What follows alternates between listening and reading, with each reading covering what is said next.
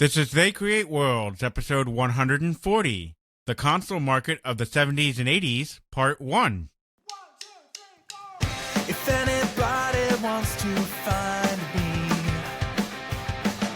I'll be in the last place you would look. In a place where people used to be, a land that's called reality. You'll find me there. Welcome to They Create Worlds. I'm Jeffrey, and I'm joined by my co-host, Alex. Hello.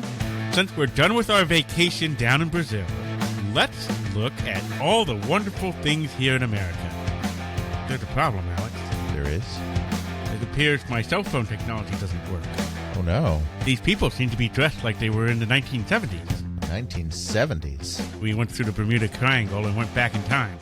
Oh, dear. You can do that? Apparently, yes.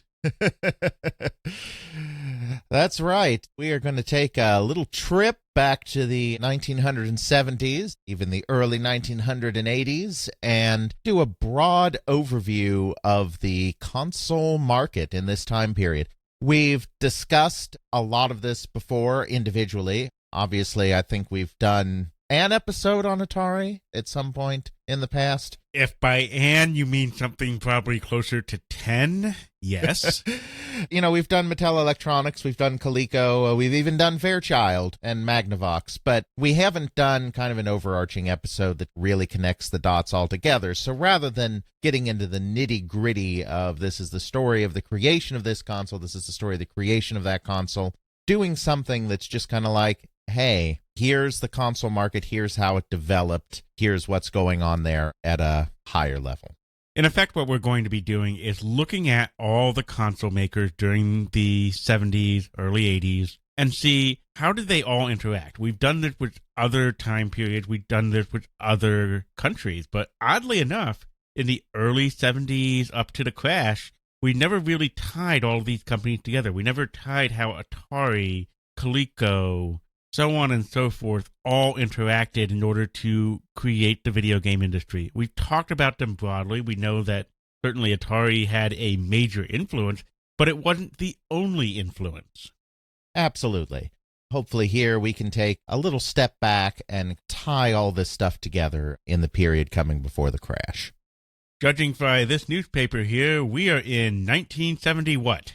Well, we are in the year 1972, which is when this whole crazy console market thing begins with the Magnavox Odyssey. We've, of course, talked about the Magnavox Odyssey before and Magnavox's role in starting the industry. So again, we don't need to go into Ralph Baer's whole creation of the thing. It's more apropos to kind of just think about the time period we're in at this moment. Video games are in this weird category of thing called a consumer electronic. And I know to all of you listening in 2021 and beyond that is not a strange thing at all, but we've taken our Bermuda Triangle trip back to 1972, and believe me, the people around here are giving us funny looks when we mention this thing, consumer electronics. In fact, those men in black over there are slowly closing in on us, because we have these mysterious cell phone things, and apparently that's messing with some of their secret surveillance stuff. Right. So, consumer electronics are obviously much older than the 1970s, because both the television and the radio are consumer electronics. But this is a field that is still rather new in terms of thinking of it as an entire category, because you think of radio as radio and you think of television as television, and other than those two things, you don't have much that really falls into such a category. So people aren't really thinking in those terms yet. This is right before you're going to start getting the first video tape recorders, VTRs, as they used to call them back then, as opposed to VCRs, which they called them when we were kids, and then half our listeners are like, what's that? Anyway, you don't have VCRs or VTRs quite yet. Laserdisc has just been invented at RCA a couple of years before and hasn't been commercialized yet. You have a small number of TV add-ons like antenna boosters and whatnot to improve your capture of television signals that are coming over the air. Of which there's only like 7. Right. cable TV is a thing, but it's not really a thing yet because nobody has started any dedicated cable television channels. It's just basically a more expensive way to get what you can already get off the air. The idea of even hooking something into your television at this time is really, really unusual. There are, as I said, you could buy like special antennas or antenna boosters to get a better signal, and I'm sure there's one or two other random things that even I'm not aware of because this is before my time. But you didn't plug things into your television, and so that's really kind of the amazing innovation that Ralph Baer and his team did with the Magnavox Odyssey, because it's not just a matter of coming up with the idea of, hey, wouldn't it be cool if you actually interacted with your television? That's something that vaguely kind of already is a concept in tech circles, just because you do have real-time computers and video display terminals just starting to come in the 1960s. Even though that's not a television, that's still interacting with something on a screen that's very similar to a television. So it's not just that you have to be like, hey, wouldn't it be cool if you weren't just watching your television? You also kind of had to be like, how are you going to make your television that is designed to tune in to a signal being broadcast over the air? How are you going to make that interactive and plug something into it that's going to override that signal? That's kind of the real technological breakthrough that Ralph Baer and his team had to come up with. They figured out that if you wire the system directly into your antenna array, basically, that you can send a powerful signal that's powerful enough to override what's coming in over the air. You have to tune to a channel, and he chose channel 3 and channel 4 because those channels tended to be unoccupied back in the day. Those were not channels that usually had something broadcasting on it. You weren't getting your CBS or your ABC through those channels in most markets. If you were getting something over one of those channels in your market, you probably weren't getting something over both of them. Basically, you just hook that into the television, and it sends this powerful signal that overrides what's coming in over the air. Voila, you can play a video game. In terms of trying to find a company willing to make that product, that was just as much of a challenge. Again, there was no consumer electronics market. This is not something anyone really understood as existing. So you have to convince someone that this is worth doing. The television manufacturers obviously are out there, but the television manufacturers are making money hand over fist just on television sets. They're in well over 90% of American homes. Of course, I'm speaking just of America because this is a phenomenon that started in the United States, even though it very quickly spread to other places. The television companies are doing just fine. Color TV is starting to pick up steam, so you have a lot of people replacing their televisions, even that already have a television, because the transition from black and white to color is well underway. Started really gaining steam in the late 1960s. The giants in the field like RCA don't necessarily have much of an impetus to change to something else. Now, that would change very quickly because Sony is about to come in a big way with a little thing called Trinitron. The Japanese are about to pretty much dismantle the American television market. But that's only just starting at this point, and I'm not sure that most of the television companies were quite aware of the danger yet that they were about to be in. At this period, all of the televisions in the U.S. were still basically American-made televisions. Zenith, RCA, Magnavox, Sears made its own television. Some of these brands still exist today. You can still find some of these, but most of them are not necessarily American anymore. They've been bought out by foreign companies that just kept the brand because they're long-standing in the United States. That's kind of where we are at this point, and it's really not an accident that it ends up being a television manufacturer doing this, because they're the ones that are already dealing with this technology. They're the ones that already understand it. You know, Ralph Baer originally thought, hey, why don't I go to the cable companies, of which there were very few at the time, because he thought to himself, these are companies that are struggling because they don't have a compelling product. Maybe we can adapt this so that it works with a cable system. We talked about this in the Magnavox episode, but the idea was a cable company could broadcast an elaborate background that you would then tune to that channel, because, of course, at this time, since there weren't dedicated cable channels, cable could broadcast on a humongous array of channels, and there was nothing on any of those channels. So putting just a backdrop of a tennis court on permanent display on channel 40 wouldn't be a big deal, because you're not taking away from a real television channel. So he was like, they could just broadcast an elaborate background for a game.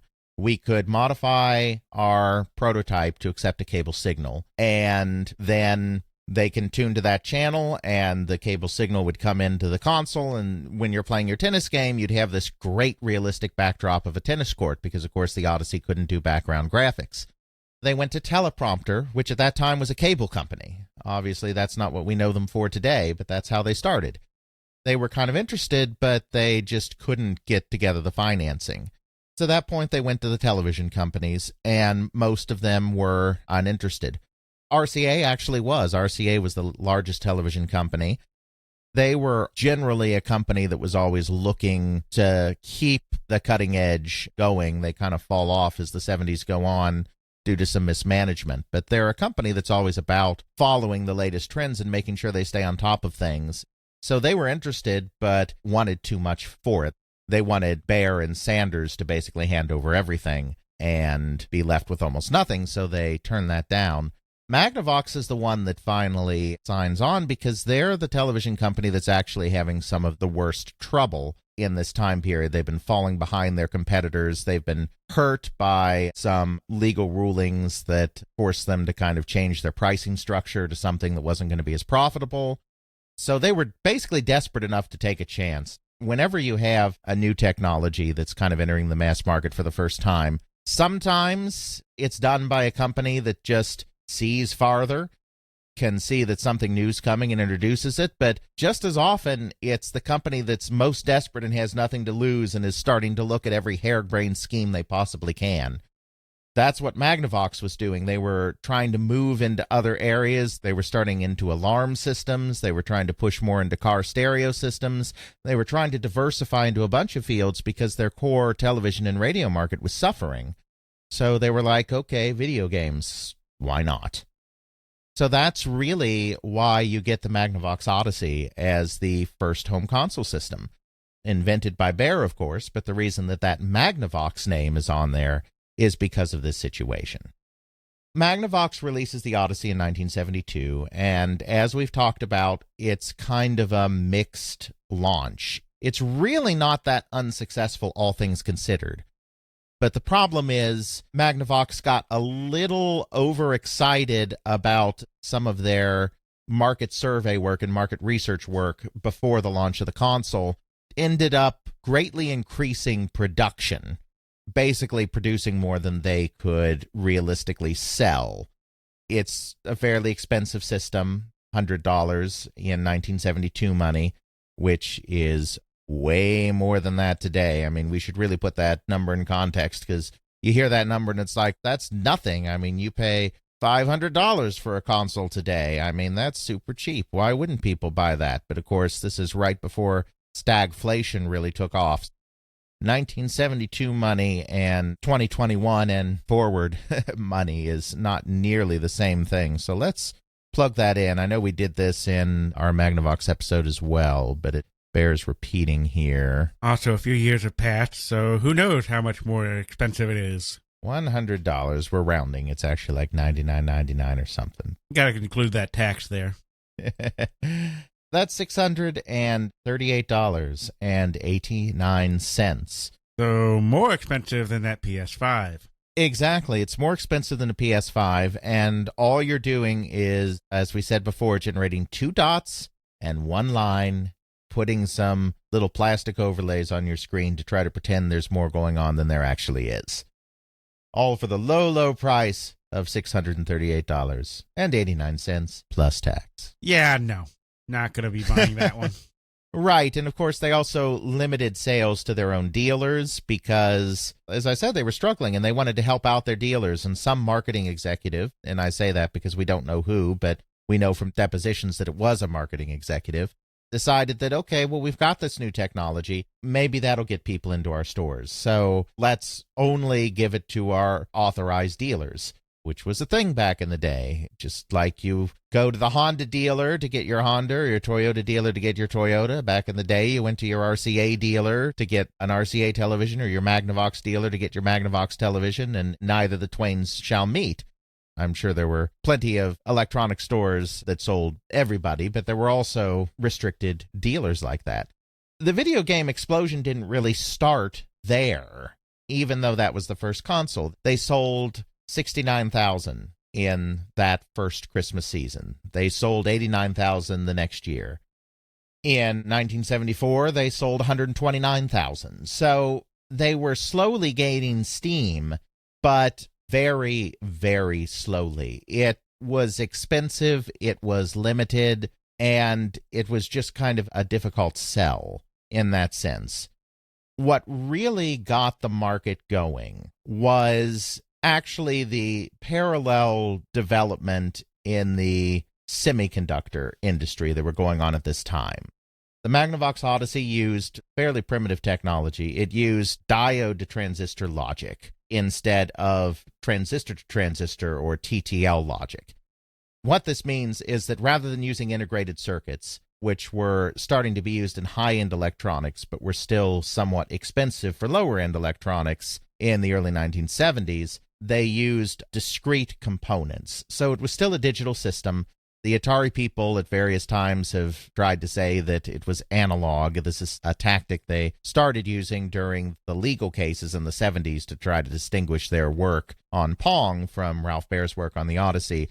People like Nolan Bushnell and even I think Al Alcorn, who's generally pretty upfront about this stuff, keep trying to refer to it as an analog system, but really it's digital, but it uses discrete components. It's packed with transistors and diodes, rather than with integrated circuits that put all of that stuff on a single microchip. This was obsolete technology, really, even in 1972, but it had the virtue of being cheap. Really, this technology was designed and optimized more for the 60s. Exactly. And that's, of course, when Baer was doing the majority of his work on the system. It was kind of the system of the 1960s, but not available till the 1970s. At the same time, you have this parallel evolution going on in the semiconductor industry, where chips are becoming more and more complex. Chips are coming down in price. We're seeing the operation of Moore's Law for the first time, the idea that you double the capability or have the size of technology within a period of, at that time, Moore's Law said a year, 12 months. Since then, it was refined to be 18 months, but it's still held true to this day, even though every technology cycle, it looks like they're not going to make it. One of these days, I think they really will not make it, but it's still mostly held up so far. Basically, about every 18 months, the semiconductor companies are successful in doubling the capability of a chip of a certain size. Then also, that means that you are halving the size of a chip that can perform at what had been the current level before. So basically, the new stuff becomes more powerful and the old stuff becomes smaller and cheaper to achieve the same effect. This is something that we're starting to see in the semiconductor industry at this point. Moore has formulated his law for the first time. You're getting semiconductor companies realizing that they can move from very dedicated low-volume production of complex components for things like defense projects or the space program and actually start to move into mass-market production of semiconductors in products that everyday people can use. This is a real turning point in the history of semiconductors, in the history of Silicon Valley. It's a process that really started in the late 1960s. As UHF television started coming in. The big one was really the desktop and then later pocket calculator. calculators were a thing. Calculators were ridiculously expensive. A good scientific calculator made the Magnavox Odyssey look like a bargain, though obviously, of course, it could also do a lot more than the Magnavox Odyssey at the end of the day. Most people were still using slide rules or just working things out on paper. Certainly the idea of a high school student using a calculator to do even basic arithmetic was something that couldn't and wouldn't be done back then just because of the exorbitant cost of it all. And to think nowadays it's practically a requirement in any high school math course. Exactly. And even a basic scientific calculator doesn't run you that much money. If you want something more complex, you can still pay a bit for a calculator, but they're cheap everyday items. I mean, banks give away calculators when you open an account sometimes. I mean, they're throw-ins. They're like pens used to be. I mean, they're just super cheap. And of course, everyone has one on their phone. So, I mean, even most people don't even use dedicated calculators anymore. They just whip out their cell phone. So, a very different world back in the early 1970s. The microprocessor had come in. In fact, the microprocessor was invented by Intel to serve a calculator project. There were other companies also working to create a microprocessor. It's not that but for calculators we wouldn't have them because it was inevitably coming, but it just so happened that the first microprocessor was developed for a calculator project.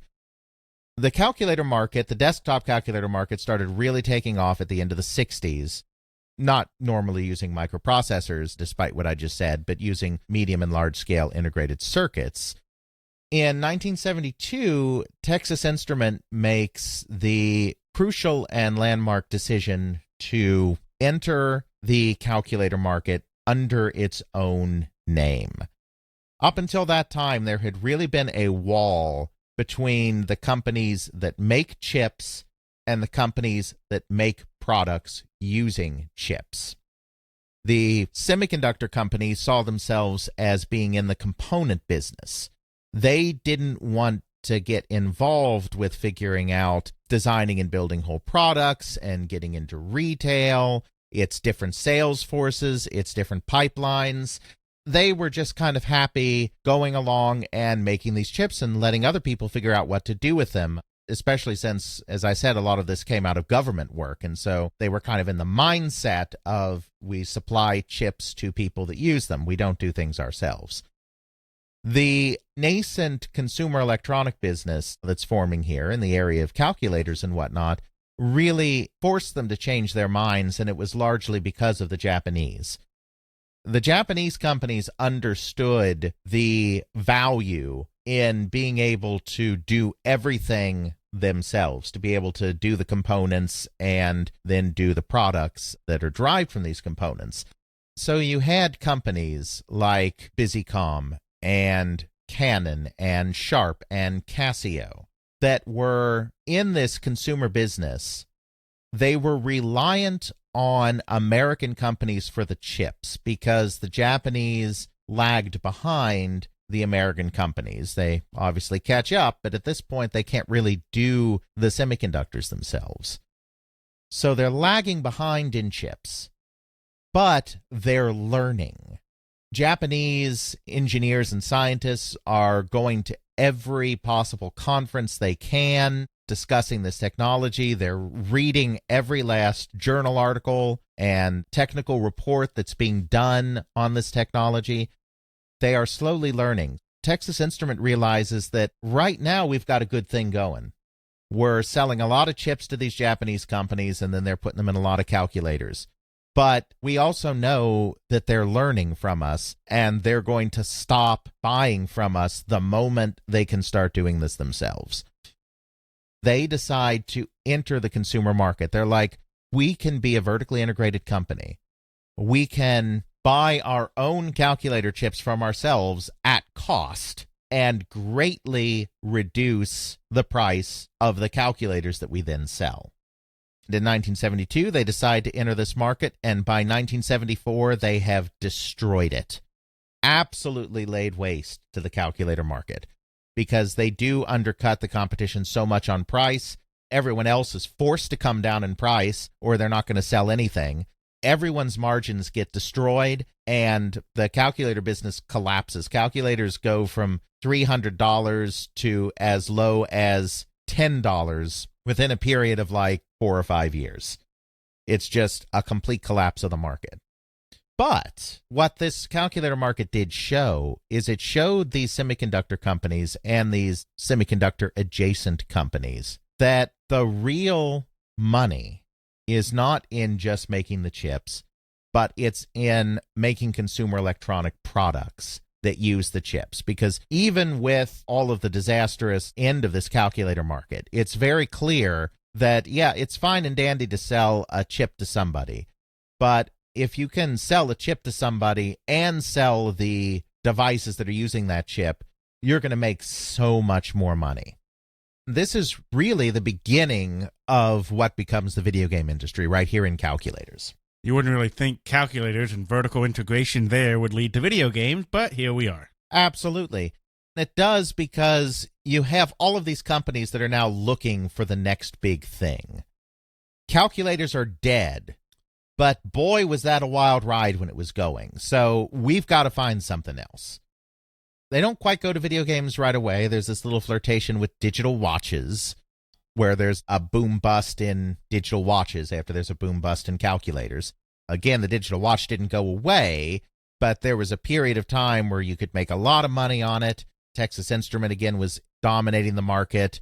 Fairchild Semiconductor, one of their major competitors, got into the market and did okay. Intel got into the market, and it was a disaster for them. But, all these companies then rushed into digital watches, and then that market rose and fell very rapidly. But at the same time, of course, you have the video game actually permeating the arcade. I don't think anyone is really looking at the Magnavox Odyssey at this point and saying, oh, there's something that's going to be huge. But they are looking at what happened in the arcade and are like, okay, these Pong games in the arcade did a lot of business in 1973 particularly. People are just, throwing quarters into these things. Maybe they'd be happy to, rather than throwing quarters in all the time, pay a little bit of a premium and then have the system at home to play instead of having to go out to the arcade and throw quarters in it. There's a through line there, obviously, because Magnavox retools the Odyssey. They get in on having chips in it. They go with medium-scale integration circuits and replace all of these components in the Odyssey with 3 chips and release the Odyssey 100 and the Odyssey 200 in 1975. So there's a through line going back in Magnavox's work in the field. Really, the gold rush is not caused by Magnavox. The gold rush is caused by a bunch of companies, chip companies, electronics importers, general import-export companies, novelty products companies, all of these kind of weird, disparate companies that are like, okay, the calculator business was fun. The digital watch business was fun. Those rides are over. What wave can we ride next? The answer was the video game. The system that generates the first excitement in this area, sorry Magnavox, it's not you, is the Atari system, is the home Pong system that Atari releases through Sears in 1975. They're getting into that, obviously, not because of this entire calculators, digital watches, nascent consumer electronics boom-bust thing. They're getting into it because they are a video game company. They made Pong in arcades. Now they want to make Pong in the home. And this is something they had been thinking about as early as 1973. There's a famous memo that Al Alcorn saved that shows that Nolan Bushnell is pushing them to do a home version of Pong as early as 1973. The technology was not there at the time, which is why they don't release one then.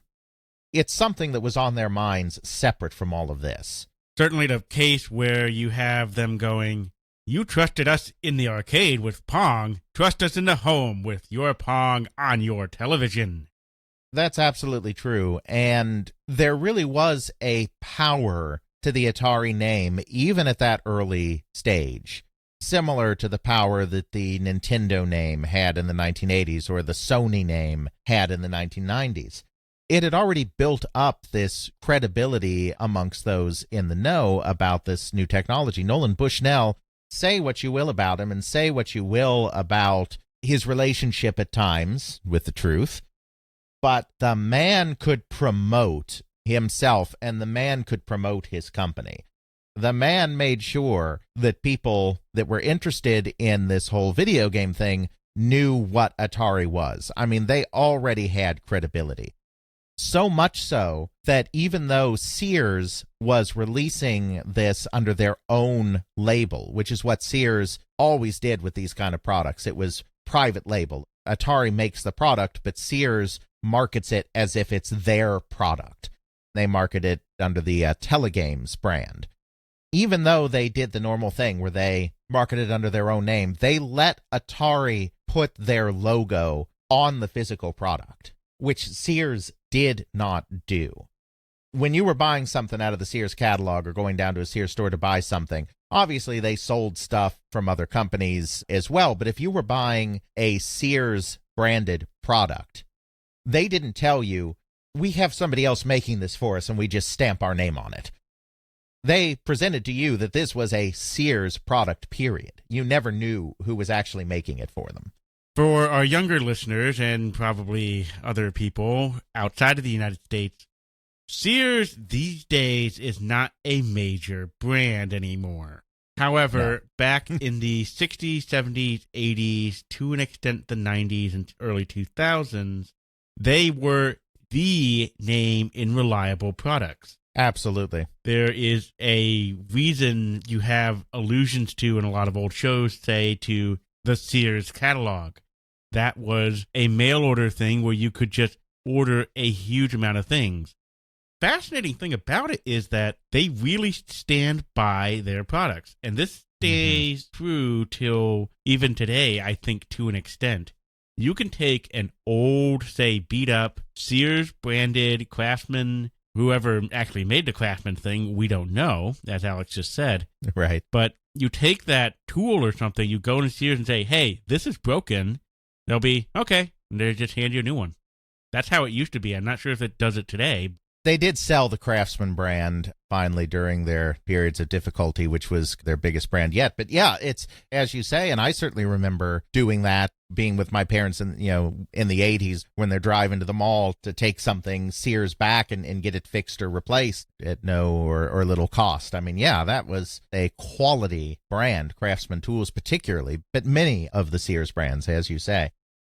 It's good of you to bring that up because, of course, it's easy to think of Sears today. If you think of Sears at all, you think of, didn't they just go bankrupt and close a lot of their stores? And it's like, yes, they did. The Sears store in our shopping mall finally went out. And I say that because I know, of course, malls are having trouble all over the country, but our mall does pretty well just because it's located in a good place to draw in a lot of people from surrounding communities in Illinois that don't have a lot of shopping options.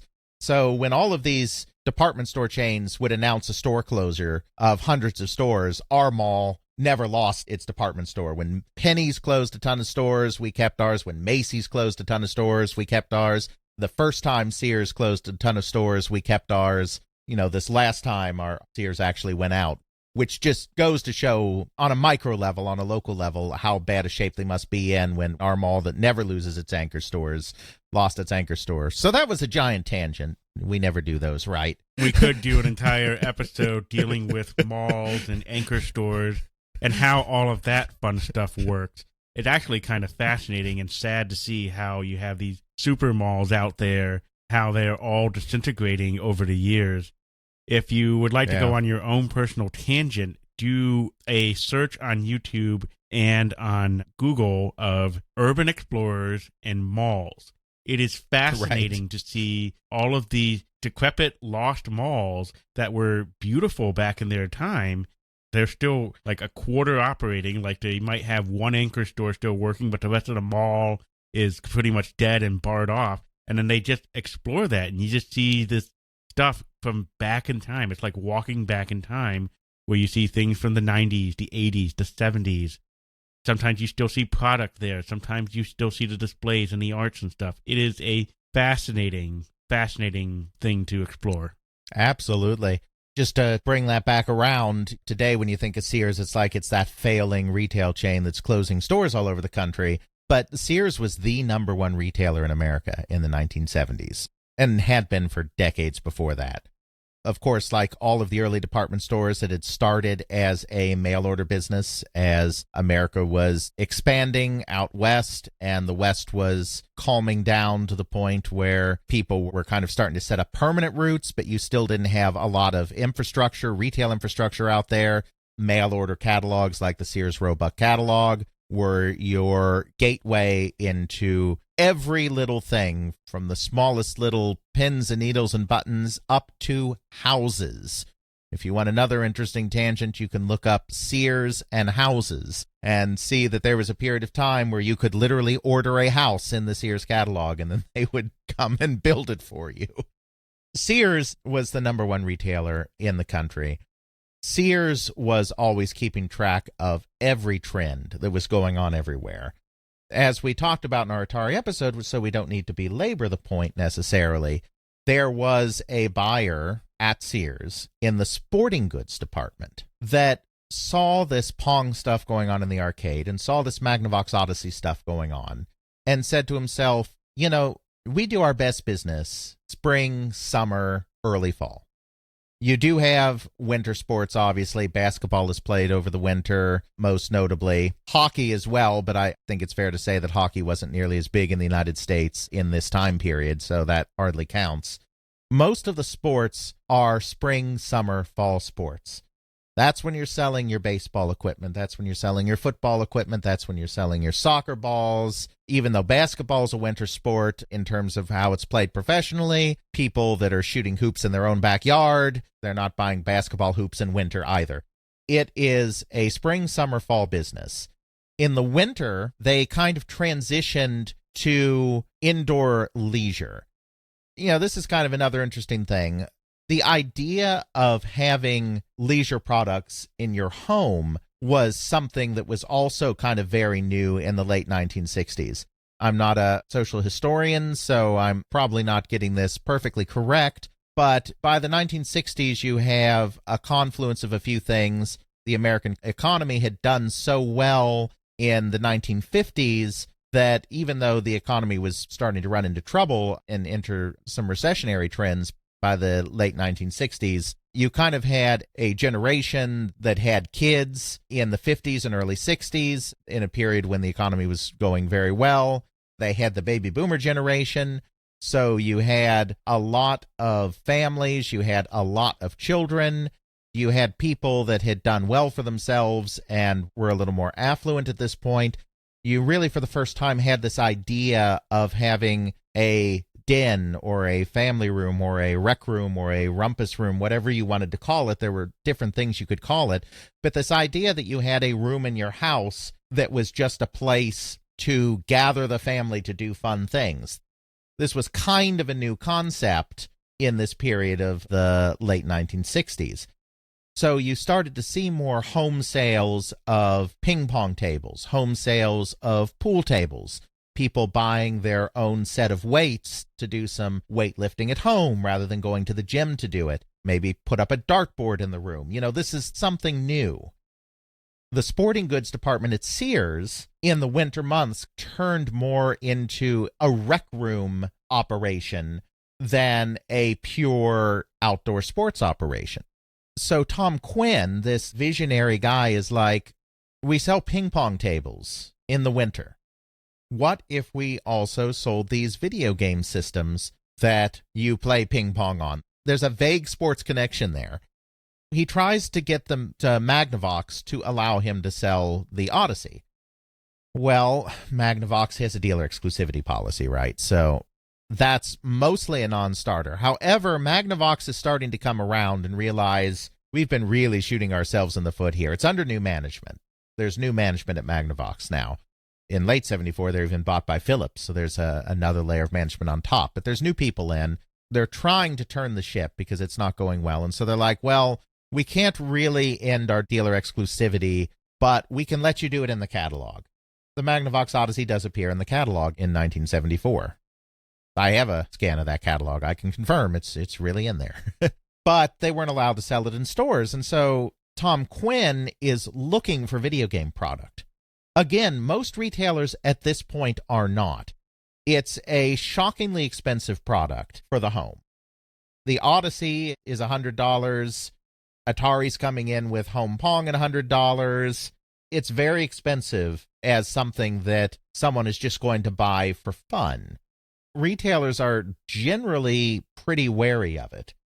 Sears is excited because of this guy, Tom Quinn, and he's like, well, you know, people buy pool and table tennis tables from us to use in the home, and those are expensive. I don't think they'll necessarily balk at buying a video game system if we push it the right way. Atari tries to get companies interested, and they can get nobody interested, at least not on terms that work for them. They cold call Sears just because they're the largest retailer in the country. Maybe they'll take it. They don't call sporting goods, they call televisions. Somebody there remembers, has some vague inklings like, hey, I think there was this guy down in sporting goods that was doing something with video games. Why don't you talk to them? And so that's how you get that. Atari and Sears create that initial interest with the public because they're both strong brands. Sears, of course, is a very strong brand, reliability, dependability, everything. Until it was mismanaged. Right. Atari has made a name for itself in video games, so much so that, as I said, Sears takes the unprecedented step of letting them put their logo on the product, even though they're still advertising it as their product. They're not advertising it as an Atari product. The Atari logo's on there, so, I mean, if you're in the know, you know. So this creates some demand, but then once they proved the viability of this, that's when all of these other companies get in. That's when you get chip companies like General Instrument and National Semiconductor saying, the calculator chip market's drying up, the video game chip market seems to be the cool new thing. Let's make video game chips.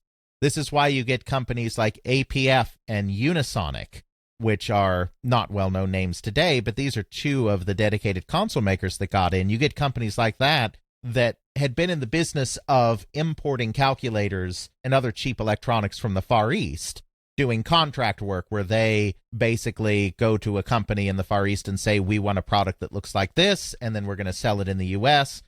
Then that Asian company, most often in this period of time in Japan or Hong Kong, also Taiwan a little bit, but I think Taiwan comes in stronger a little later. In this time period, it's more Japan and Hong Kong.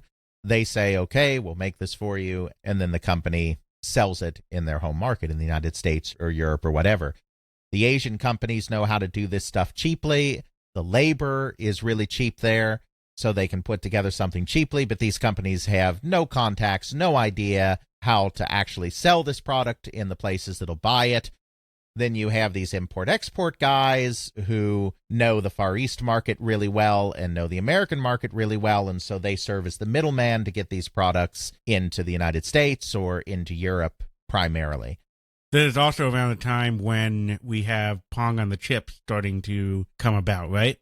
You're right. That's exactly what I'm talking about. I hadn't used those words just yet, and you're right. It's time we used those words. That's exactly right. Moore's Law has continued to work. Chips are getting more powerful and cheaper. You have large-scale integrated circuits that are affordable now for consumer products. Therefore, you can do a Pong-style game along with a couple of variants on a single microchip. Not a microprocessor yet. We're still talking integrated circuit. It's all hardwired stuff. But you can do that using a single chip now, which is what makes this whole thing work. Magnavox, initially, as I said, went with that 3-chip solution because they were doing this just a little early, and they weren't ready to go into LSIs yet. Atari has its own LSI made, and then that's what wakes up companies like National Semiconductor and General Instrument, who had been so big in markets like the calculator market, and wakes them up to the fact that they now have a new market where they can make chips. That General Instrument chip is the one that dominates, mostly because they get to market first. So they kind of corner the market before anyone else comes in. National Semiconductor gets involved. Texas Instrument gets involved. MOS Technology gets involved. Other companies also do these chips. They just can't quite break that General Instrument stranglehold. Now, for the first time in 1976, you have got a market. I mean, you have Magnavox selling a few tens of thousands here, a few hundreds of thousands there. In 1975, you have Atari that does really well, but they're supply constrained. So you're still only talking about a market of between 300 and 400,000 units, even in 1975, which is the first year you could consider really successful. But then in 1976, with these chip companies coming in, particularly General Instrument, that's when the market just explodes, and it grows literally by a factor of 10. You go from a market that's maybe 300,000 units to a market that is 3 million units in a single year. It just completely blows up. That increase is not out of nowhere. People realized that this was about to happen, even in 1975, because everyone that was making consoles in 1975 had back orders of hundreds of thousands of units that they couldn't fill. In addition to Atari in 75 and Magnavox, the two kind of big companies, you had 3 other companies that got in the United States. One of those was URL, the Universal Research Laboratory, which had actually entered the market in 74. They were the second company to enter the market after Magnavox. They were a contract manufacturer to the arcade industry. A lot of the companies that had made clones of Pong, particularly Allied Leisure, who had the most successful clone, these companies didn't have the electronics expertise like Atari did. They were old-line coin-op companies that worked with electromechanical technology. So they relied on companies like URL to actually do the hardware that they would then repackage. Very similar thing going on to the Atari-Sears relationship in the home, where Atari actually makes the product, but then Sears brands it themselves. Allied Leisure put out their Pong clone, but URL did the hardware. URL got into the home business out of desperation because they had made so much Pong hardware, and then that market suddenly collapsed. So they were like, well, what do we do with it now? Well, we have to try to sell it somewhere. Let's try to sell it in the home. And their product was always too expensive. They were selling their product for $200, $300 in the home when Magnavox and Atari were selling theirs for $100. And that's because they were repurposing arcade hardware. In the first version of their video action console, they even included a television as part of the console. You can imagine that was just a non-starter on expense. Then you had a couple of other novelty companies called Executive Games and First Dimension. When I say novelty products companies, what I mean is these are companies that try to create products for niche markets, usually little collector's items or tchotchkes, little custom keychains or little custom chess sets, or just products that are never going to find a mass market home, but if you can connect with the right kind of upper middle class or wealthy people, they just might buy them because they need something to spend their money on and they're bored, and so it's like, oh, that's kind of cute, I'll buy that. These two companies were kind of in that business, and they were like, well, okay, why not video games? Executive Games in particular had already been involved with home air hockey tables. They were looking at home pinball. So it's like, well, why not home video games too? Now, neither of these companies built their own product. They contracted with firms in the Boston area, MIT-connected firms, to actually make their systems, but then they sold them. And those companies, because they weren't high-volume sales companies, they were only able to sell 3,000-4,000 units of what they put out in 75, but they took back orders for way more than that. Everyone saw that this market was going to get big. Then in 76, it did get big. And, of course, the leader was Coleco. Again, we've talked about that. We've done a Coleco episodes, so we don't have to go into huge detail. Basically, Coleco was a company that was in outdoor products. They were a toy company, but they were mostly involved in swimming pools, plastic swimming pools and wading pools. So they had a very heavily spring-summer slanted product line. They were looking to expand. They had tried an aggressive expansion, which we discussed in the early 70s. It had not gone well. A lot of that expansion had been in outdoor products like snowmobiles and dirt bikes because they saw themselves as kind of an outdoor company, and that just wasn't working for them. So they're like, we need to balance the product line. We need to get something going that is going to be a strong seller in the holiday season because you don't tend to find a wading pool under the tree at Christmas. It's just not a winter product. At least not in the United States. That's right. Exactly. And of course, everything we are talking about here today is the United States. Even if I don't explicitly say that, obviously there are some nascent movements going on in Europe and other places, but we're really going to focus on the United States in this particular examination. So Coleco needs a product, and they see this video game thing starting, and they see an opportunity to get in on the ground floor. Toy companies in general aren't touching it because it's a product that's very different from what they'll normally do. But Coleco isn't strictly a toy company. They're already dealing in slightly more expensive products like swimming pools. Not your big, fancy, dug-in swimming pools, but, they're still somewhat in the pool business, which is a little more of an expensive product. And so they're kind of already used to that, I think, not so scared away from it. They see this as the opportunity to get in on the ground floor of a new product area. So Coleco dominates the market because they discover General Instrument early. They get all of their chips that they ordered, whereas a lot of companies that ordered don't, because the market does just suddenly take off. They dominate the market, but there's plenty of other companies in there too. As I said, it's largely electronics import-export companies or the chip companies themselves. I mean, National Semiconductor releases their own system in addition to making their chip available to other companies. That's the real first video game boom, is this 1976. Suddenly we're selling between 3 and 4 million consoles. It's suddenly a big business. It's reported to be one of the hottest items at Christmas in 1976. Everybody's planning to expand their lines in 77. There's a real practical limit to what can be done here with this LSI technology. You're talking about something that is not programmable, which means that every time you want to do a new concept, you have to create a new chip. The more complicated the game, the larger and more complicated the chip. The larger and more complicated the chip, the more failures you're going to have in the fabrication process.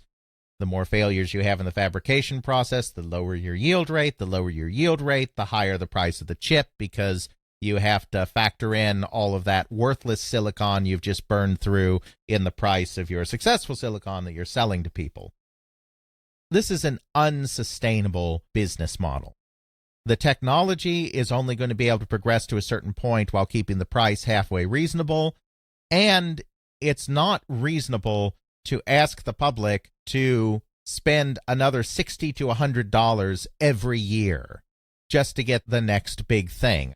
So remember, $100 is close to the price of a PlayStation 5 in 72. With inflation, let's see where we are now. I would say the average unit, once the high volume production comes in from these chip companies just churning out these things like General Instrument is, you're probably looking at more like $70 as being where most systems are going to lay here. Atari is a little more expensive, but that's a good one. Let's see what we're looking at in 1977 if we're buying a $70 product. $300. $308. Better than $600. Certainly not something I want to spend every year. And the Atari system, that's more like in the $100 range, you're still talking about a $440 system. So the Switch right now, here in 2021, the Nintendo system, goes for $300. Basically, what they're saying is, you like these video game things, right? Well, what if I could tell you that you can buy a new Nintendo Switch every year, and it will play 1 or 2 games that you couldn't play before, and that's it. Most of them will probably still be just some dumb new variant of a ball and paddle game. Would you buy that new Nintendo Switch every year, Jeffrey? No. Exactly. It's untenable. I mean, these things pile up. They're expensive for limited gameplay. It's fine to buy one. They're bulky. Yeah. Are you really going to buy a second one in 1977 and then a third one in 1978 just so that you can play 6 more ball and paddle variants, and maybe this time we've thrown in a driving game? Or you can buy this completely separate console that can just play tank? It doesn't work. There are a couple of ways around this. You could release a base system that is just a dumb system, which just has controls in it, just has the basic interface. Then you can release modules that each have an LSI on them that has a different one of these chips on them. This is something that is more common in Europe Europe tries this because it's the cheaper way to do this. General Instrument, once that Pong system is so successful in 76, in 77, they release a whole array of chips that are based on all of the popular coin-op games of the day. So they do a chip that does tank-style games. They do a chip that does Seawolf-type submarine shooting games. They do a chip that does driving games. They do a chip that does basically what Atari's Stunt Cycle does, which is a game where you're jumping a bike over buses, motorcycle over buses, like Evel Knievel, the stuntman who was popular in that period of time. They released this whole set of chips for 77. So one approach you can do is say, okay, we'll make one console. Then we'll make a little module or a cartridge with this chip on it. That'll plug in and you can play that game, and then you can buy this cartridge that has this chip and you can play the submarine game and that kind of thing. Very much in the vein of a programmable console, but more of a prototype or proto-programmable console, because I'm doing the concept of a programmable console where I swap out a cartridge that has my program on it, but it's not something that's programmed. That cartridge is the game with a discrete logic thing. I can't reflash that thing and put a different program on it, or just have a generic programmable chip that I flash an image to. I have to redesign that entire cartridge every single time. That cartridge might get bigger or smaller, depending on exactly what I want to do. Right. So the benefit of that approach to the consumer is that your upfront cost is much lower than a programmable, because there's no electronics, really. There's no CPU in your basic hardware. So that means it's cheaper because there's no microprocessor, there's no complex electronics in that base unit. The downside to that, though, is that there's only so much you can do with a custom-made LSI. It's all hardwired. There's no programming. There's no memory. Every single time you want to do a different function of some kind, display different graphical elements, have different control schemes, you're talking about creating a whole nother array of logic gates and a whole new chip in order to accomplish that. So it's cheaper on the consumer end, but it's limiting on the production end because there's only so much you can do with it. I would like to give another thought process here. Think about debugging that. Yeah. What we're doing now with code, I just missed a semicolon here and that just caused us to go crazy. I can put that in there and that's fine. With these LSI circuits, oops, I put a resistor in the wrong spot, or I wired this thing in. Great, yeah, I can fix that. But in the act of fixing that, I might cross wire somewhere else, which then might cross wire somewhere else, which then causes the entire thing to open a dimensional portal to doom. I don't know. Remember as well that this is in the days before CAD, before computer-assisted design is really a thing. When you are making a chip, you are drawing all of this out. You're using something called Rubylith. That's a brand name. It was the main brand in use, and it was the brand used by the company that invented it. It's really, really complicated. If you're interested in it, I will have some explanation videos in the show notes. If you would like some more information about it and how it works, just check those out. Absolutely. But basically, you had to hand draw out all of your traces and then lay these big sheets out and put this Rubylith material over top.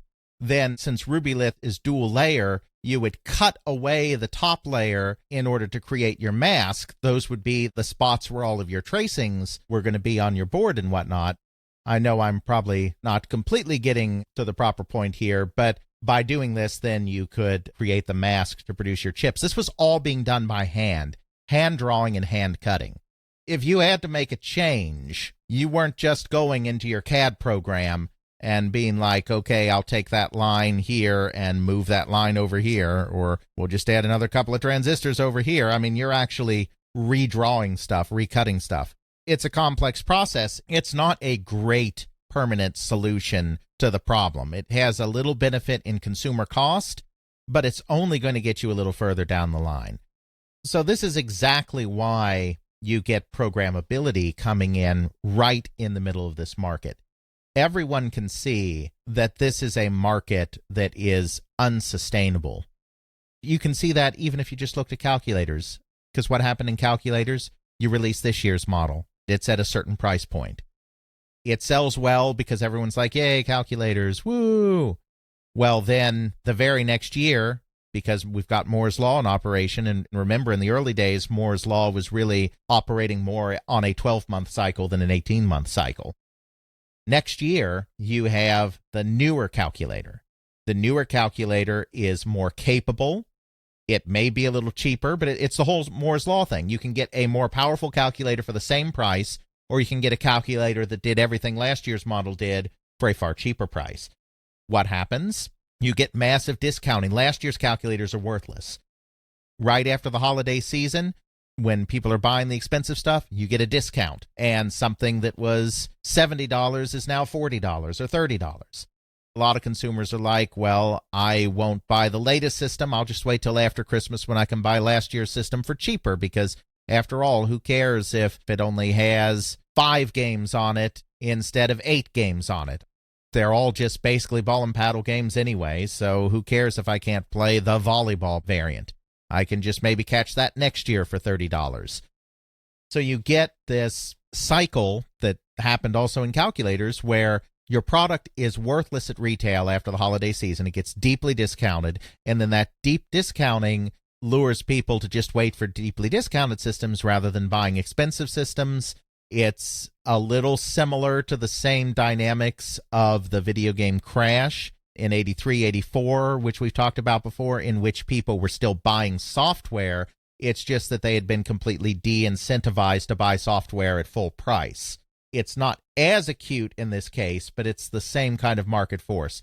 Why am I going to buy the latest system for $70 to $100 that can only play a couple of new games when I can just buy last year's model for literally $30? It's a completely unsustainable economic model. It collapsed, I think, faster than people expected it to. People were expecting 1977 to be a massive growth year. Everyone was talking about 7 to 10 million units, going from 3 million to 7 million, a more than doubling of the market. Because again, 1976 was very supply constrained. General Instrument could not get chips to everybody who wanted them. Other companies could not deliver chips to everyone who wanted them. The market demand was huge. What they didn't anticipate, and what they probably would have if they had looked at the calculator market, was the deep, deep discounting that occurred after the 76 holiday season, when all of those systems that were left on the shelves, all of those orders that were suddenly filled, were now worthless. What this meant from a practical perspective, the analysts were expecting, okay, we were under demand by this amount, so next year production's going to catch up, the retailers will be able to order everything they want, therefore they're going to sell 7 to 10 million units because that's what they would have sold in 1976 if the market had been fully supplied. So that feels like a reasonable estimate when you look at it that way. On the one hand, you're looking at they really think it's going to grow by over double. But on the other hand, you can look at it and say, well, they're expecting the market to more than double based on what was actually sold, but they're not expecting the market to more than double based on what the demand appeared to have been. It looks a little less crazy that way. What they didn't account for, though, is that the retailers all saw how their systems were worthless after Christmas.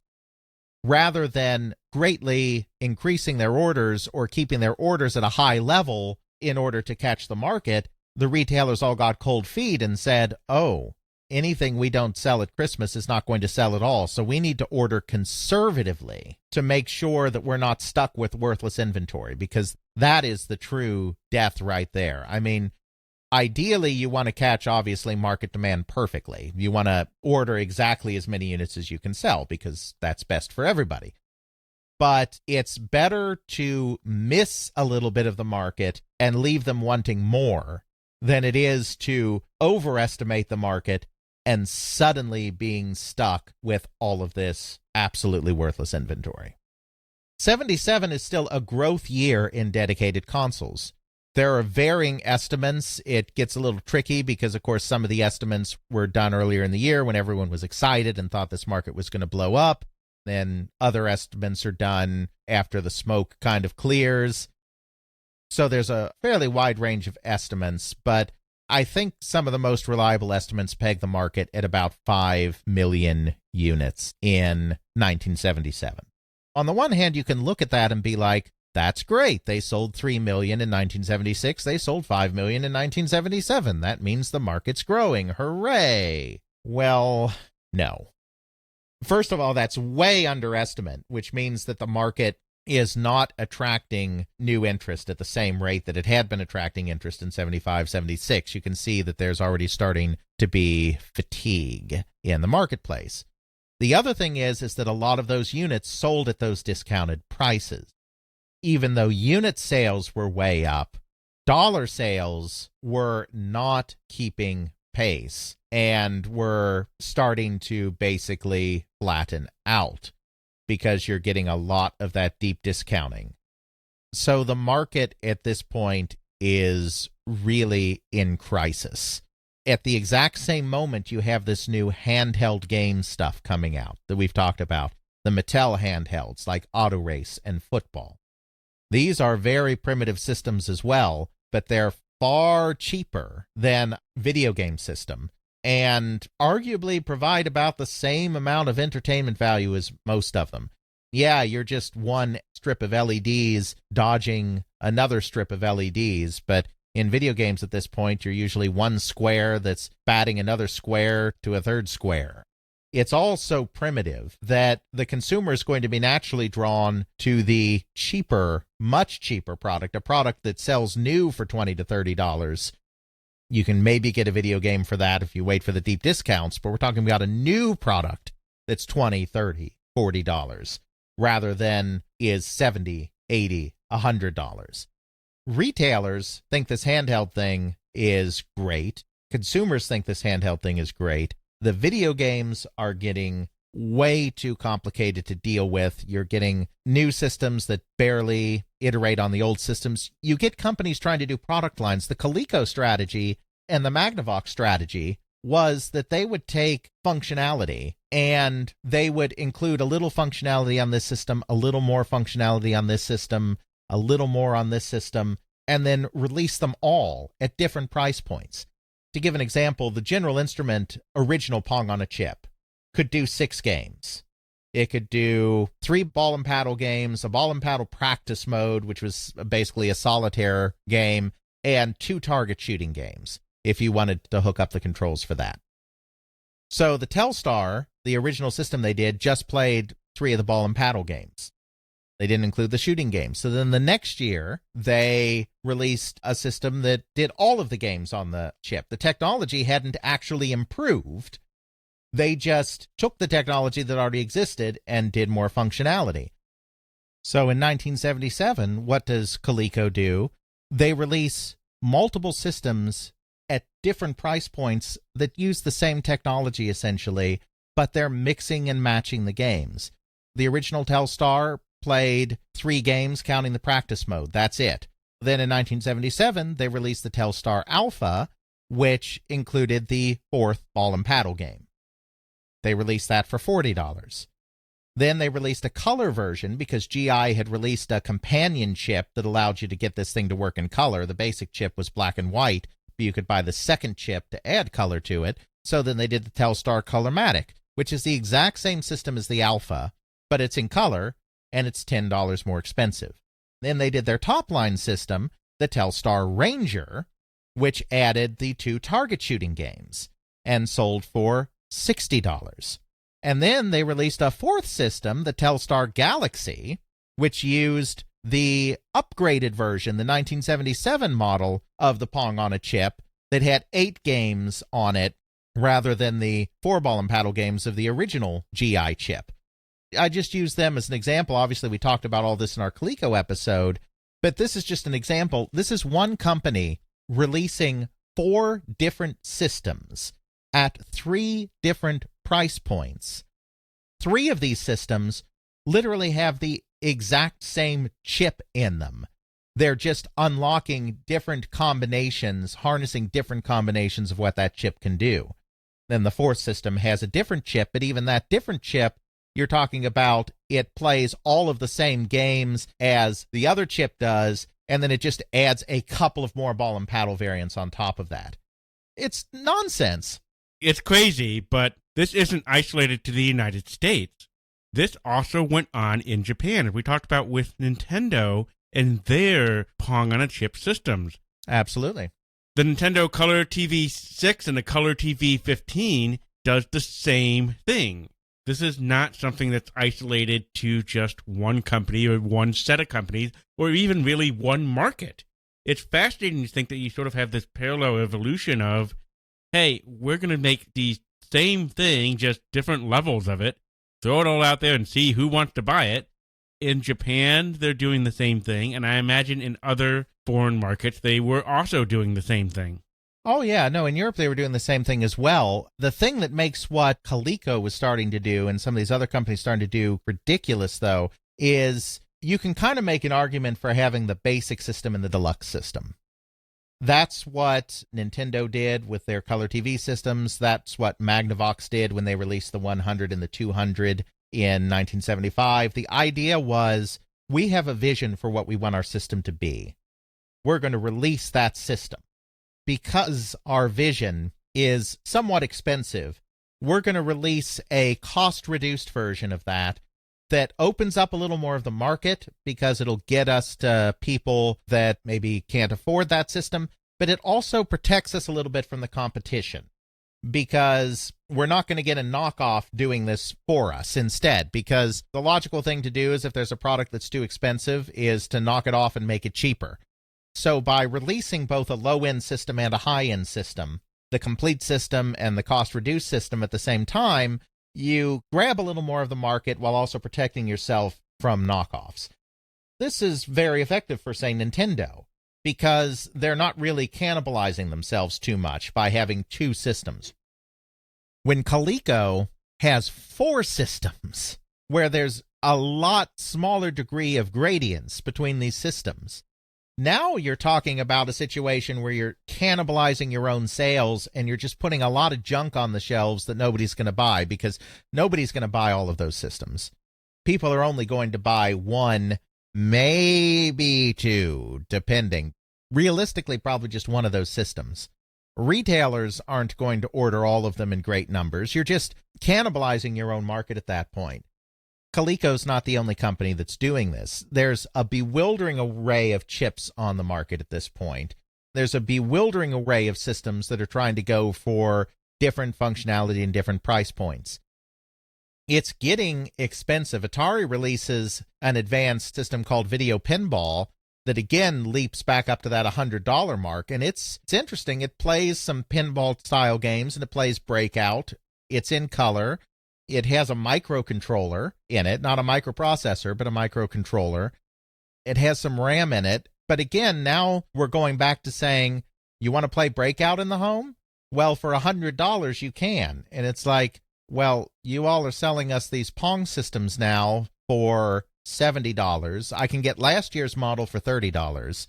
And now you're saying if I want to play Breakout and a couple of pinball games that are a little similar to Breakout, I have to shell out more money than that. I have to go back up to $100. It's still all just a bunch of squares on the screen. Of course, technically we know why that is, because when you're just bouncing a ball back and forth, all you've got is these three objects, and these three objects are always on the screen, or 6 objects or 8 objects. You know, if you're playing multiplayer games or you're playing different variants, they're constantly there. They're always on the screen as you're batting them back and forth. Breakout or a pinball game where you're knocking out targets, you're talking about objects that appear and disappear. When you hit them, they actually go away, and that's the point where you start needing more complex memory because you have to keep track of what's on the screen at any given time instead of assuming that everything's always on the screen. So technically, we know why they're more expensive, but the general public doesn't appreciate those nuances at the time. All they see is now they're releasing another game and they're trying to jack the price up on us again to just play a single game. Next year, no doubt, they'll try to get us to play another different game, and we're back to the same problem. Do you want to buy a Nintendo Switch every year that can just play one game and you can never expand that game library? Well, Alex, I think it's about time that we got into those programmable consoles then. Exactly. And so this is why, at the same time this is going on, the market starts to move towards programmability. Of course, Atari's right there, because Atari's always right there. They are a true pioneer. They are the first company that is created to be a video game company. All the other companies that are releasing coin-operated video games and home video games, they are companies in other fields that are like, wouldn't this be fun?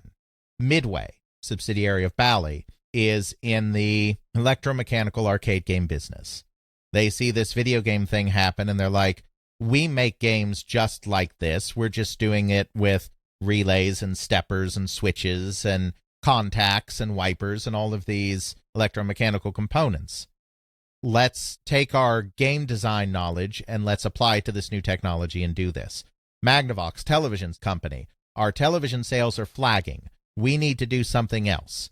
This is something that plugs into televisions. It uses components we already use in our televisions. We understand the manufacturing of this kind of product. We can sell it as an add-on to our televisions. That'll be great. Let's jump into this market.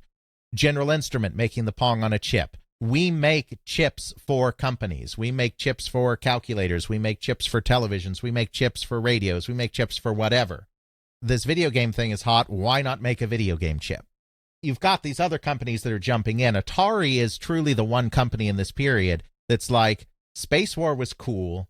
I want to make games like that for people. I am founding a video game company. That is truly something that sets Atari apart. So Atari's there, of course. They're thinking about the problems. They're like, we're getting to the limits of what TTL hardware can do. We can't keep creating a new chip every year to make a new game and then expect the public to keep buying that. Let's see how we can fix that. But the other companies that are there are, again, it's the semiconductor companies like Fairchild. We, of course, talked about the Fairchild Channel F. It's the first programmable that reaches the market. But again, here's a company that's thinking to itself, we want to capture the consumer electronics market. We want to do what Texas Instrument did because we saw how much money that made them. It's too late for calculators. We can't do that. We'll do digital watches. Oh, great. We got into digital watches just in time for that market to start falling apart the same way calculators did. We want to be in consumer electronics. What can we do? Okay, well, this video game thing's taking off. Great, we'll do this video game thing. So they make a deal with a company called Merco, and they're going to have a dedicated system, like everyone else is doing dedicated systems.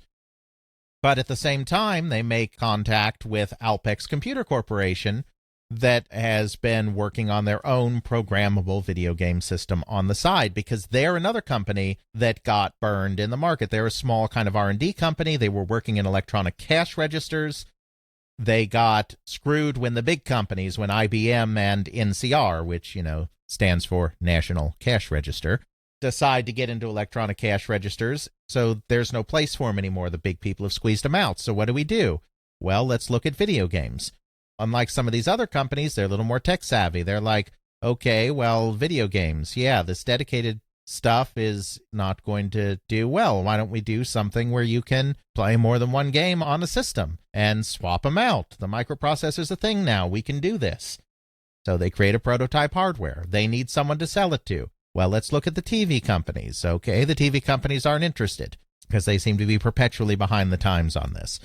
What about the semiconductor companies? They're making microprocessors. Maybe they'd like to be involved in this. Oh, we know someone at Fairchild, so let's go talk to Fairchild. Oh, Fairchild wants to get into this because they're in consumer electronics, but watches are falling apart. There you have a match. That's how this happens a lot in the early days of this industry, before there's the idea of a true dedicated video game company, when Atari is an outlier rather than the norm. Here's one company that's like, oh my God, we need a new complex electronic product because we can't do cash registers anymore. Let's try video games. And then there's a chip company that's like, oh my God, we want to be in consumer electronics, but we can't do calculators or watches anymore. Let's try video games. Then they join together, and you have a video game system, the Channel F. RCA gets involved in this time period, and the thought process there is basically the computer division that they used to have, which was a mainframe business. We're not talking personal computers. The mainframe business they had fallen apart. They shut down the operation, but they still had a research lab that was really involved in semiconductors. RCA was very big in semiconductors. So you had a guy, Joseph Weisbacher, at the company who was like, I want to keep doing computers, but my company's not doing computers anymore. I'm going to kind of tinker around with microprocessors because we're still working with that. I'm going to build some basic computer systems, game playing systems, etc., and see if I can get a division of the company to buy into this. And so he makes little computers, he makes an arcade system, he makes what ultimately becomes the RCA Studio 2 that's released until he finally finds something that someone else in the company is like, okay, fine, we'll try selling that. You have this shift to programmables. The first companies that get in, Fairchild and RCA, are not really too hip to the video game thing because they're kind of coming at it, at an oblique angle here. They're not really knowledgeable. They don't understand necessarily what's important to get into that product to make it a viable product at a good price point. Then you have Atari coming in on top of them. Their system happens to come out after both of those, but they were working on theirs at the same time. But they're coming at it from a more, okay, we've got all of these hit arcade games. We can't keep building a chip every time we want to do a new one. How do we solve this problem? The answer is we make a core unit that will accept a microprocessor. They make it modular, like some of the scientific calculators that are coming out. From there, they're like, well, if we're making this modular anyway, why should we release a bunch of different system configurations that each just have a different microprocessor in them? Why don't we just let people swap that out themselves? Boom, you have this programmable market. Fairchild releases the Channel F in 1976. RCA releases the Studio 2 in mid-1977. They have a test market earlier in the year, mass market by the middle of the year. And then Atari releases the VCS at the end of 1977, kind of in the fall. Probably starts trickling out in August, really mass released in September. So now you have a complex three-tiered market for electronic entertainment in the home, interactive electronic entertainment in the home. You have the new handhelds, pioneered by Mattel, but other companies are getting in really fast, that have captured the low end with simple but fun and cheap, very important gameplay. You have this dedicated console wasteland that has been so segmented with weird price points and weird system configurations that everybody's kind of souring on it. Now you have this new programmable thing coming in on top of that, which is like, hey, look, we can play games just like on these dedicated systems, but you only have to buy one system and we'll keep supplying lots of games for it over time. So we're going to ask you to pay a little more up front, anywhere from $150 to $200 instead of $70 to $100. But after you do, you'll be able to play a bunch of other games in the coming weeks, months, years really cheaply. And so it's an investment. We've got that taking over the high end.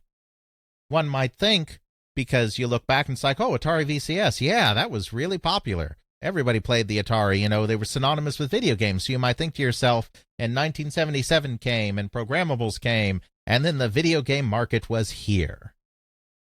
Well, because of this cesspool that's been created by all of these competing ideas of what electronic entertainment is, and all of these competing ideas of how to sell and package electronic entertainment, that is not the case at all. As we head into part 2 of this look next time, we'll really get that programmable market established, see why it failed at first, see why it ultimately took off, and then very, very briefly tie that into when it all fell apart at the very end in the crash. We're not going to relitigate that because we've done a 3-part episode already, but we'll bridge the rest of this period from the first programmables in 76, 77 to the fall of the market in 83 as we get into part 2 of this broad look at the early console market. What this kind of reminds me of is an old skit from Monty Python and the Holy Grail, which I will now paraphrase in order to illustrate the point. I created Pong as a dedicated console. That fell over and sank into the swamp. I created Pong with lots and lots of games and LSI circuits. That burned down and fell into the swamp. Now, the third thing, I created handheld consoles that were little LED things. They just blew up in my hand and fell into the swamp. Now, this programmable thing, it stayed. It had all the corpses of those other consoles down below in the wasteland of the swamp, and that thing stood. And it is what we have today. Sure, we can go with that. Yeah, we'll definitely get into some of the nitty-gritty of how everything burned down, fell over, and sank into the swamp as we get into part 2 in our next release. All right, well, since we've been in 1977 for 5 years now, we better start planning our escape eventually. Let me go start get some of these circuits together and figure out if we can find a way out of here. Maybe with these programmable consoles. So we'll see you next time from 1970-something on They Create Worlds. Check out our show notes at podcast.theycreateworlds.com, where we have links to some of the things that we discussed in this and other episodes. You can check out Alex's video game history blog at videogamehistorian.wordpress.com. Alex's book, They Create Worlds, the story of the people and companies that shaped the video game industry, Volume 1, can now be ordered through CRC Press and at major online retailers. Email us at feedback@theycreateworlds.com. Our Twitter is TCW Podcast. Please consider supporting us on Patreon at patreon.com/theycreateworlds. Intro music is Airplane Mode by Josh Woodward. Found at joshwoodward.com/song/airplane mode, used under a Creative Commons Attribution License. Outro music is Bacterial Love by Roland Music. Found at freemusicarchive.org, used under a Creative Commons Attribution License.